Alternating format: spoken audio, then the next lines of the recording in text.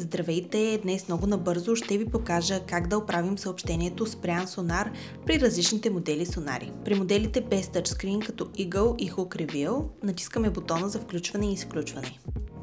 Отиваме на настройката спри сонара. Както виждате има оранжева линия отгоре, това означава, че в момента е пусната. Натискаме за да изключим опцията, връщаме се на сонара и нашия сонар вече работи нормално. При моделите с тъчскрин като Elite FS и SGS Pro отиваме на сонар. Оттам натискаме на още. Виждаме, че опцията спри сонара отново свети в оранжево, т.е. в момента е пусната. Натискаме за да я спрем и сонара си тръгва. Ако след тези стъпки все още нямате картина на сонара, то проверете кабелите си и инсталацията си. Вижте дали всичко е включено правилно. Ако дори след проверка на инсталацията все още нямате картина, то проверете дали сте избрали правилната сонда от настройките.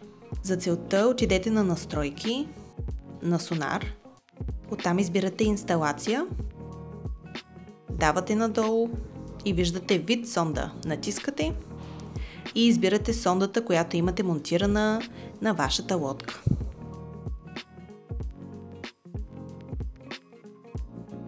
Това беше всичко, надявам се е било полезно и до следващия път.